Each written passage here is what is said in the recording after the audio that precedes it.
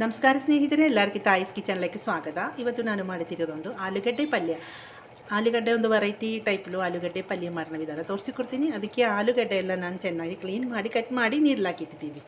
ನೀರಲ್ಲಿ ಹಾಕಿಟ್ಟಿದ್ದು ಕಪ್ಪು ಕಲರಾಗಿ ಹೋಗಲ್ಲ, ಅದಕ್ಕೆ ನೀರಲ್ಲಿ ಹಾಕಿಟ್ಟಿದ್ದೀವಿ. ಮಾಡಿನ ವಿಧಾನ ತೋರಿಸಿಕೊಡ್ತೀನಿ. ನಾನೊಂದು ಪಾತ್ರದಲ್ಲಿ ಸ್ವಲ್ಪ ನೀರು ಹಾಕಿಟ್ಟಿದ್ದೀವಿ. ನೀರು ಚೆನ್ನಾಗಿ ಬಿಸಿಯಾಗಿರೋ ಈ ಟೈಮಲ್ಲೂ ಉಪ್ಪು ಹಾಕೋಣ.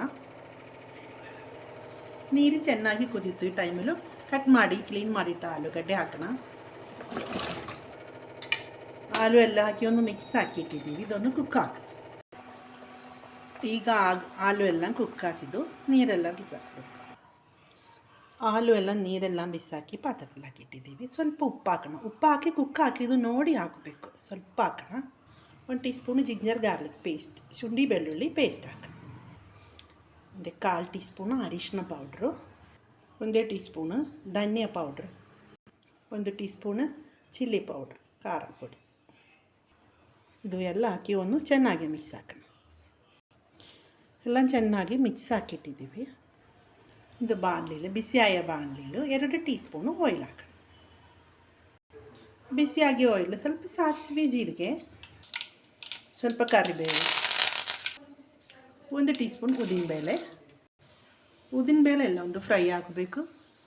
ಇದು ಈರುಳ್ಳಿ ಕಟ್ ಮಾಡಿದ್ದು, ಒಂದು 2 ಹಸಿಮೆಣಸಿನ್ಕಾಯಿ. ಇದೇನೋ ಜಾಸ್ತಿ ಫ್ರೈ ಆಗಬೇಡ, ಇಷ್ಟೇ ಸಾಕು. ಈಗ ನಮ್ಮದು ಆಲೂಲ್ಲಿ ಮಸಾಲೆ ಎಲ್ಲ ಆಯಿತು. ಮಸಾಲೆ ಎಲ್ಲ ಹಾಕಿಟ್ಟಿದ್ದಲ್ಲ 10 ನಿಮಿಷ, ಅದಕ್ಕೆ ಆಲೂಗಡ್ಡೆ ಮಸಾಲೆ ಹಾಕಿ ಆಲೂಗಡ್ಡೆ ಹಾಕಿ. ಈ ರೀತಿಯಲ್ಲಿ ಆಲೂಗಡ್ಡೆ ಪಲ್ಯ ಮಾಡಿ ಒಳ್ಳೆ ಟೇಸ್ಟ್ ಇರುತ್ತೆ. ಚೆನ್ನಾಗಿ ಒಂದು ಮಿಕ್ಸ್ ಹಾಕೋಣ.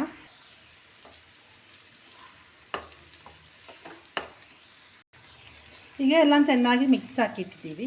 ಒಂದು 5 ನಿಮಿಷ ಈ ರೀತಿಯಲ್ಲಿ ಲಿಟ್ಟು ಹಾಕಿ ಒಂದು ಕುಕ್ ಮಾಡಬೇಕು. 5 ನಿಮಿಷ ಅಷ್ಟೇ ಸಾಕು. ಲಿಟ್ಟು ಓಪನ್ ಹಾಕಿ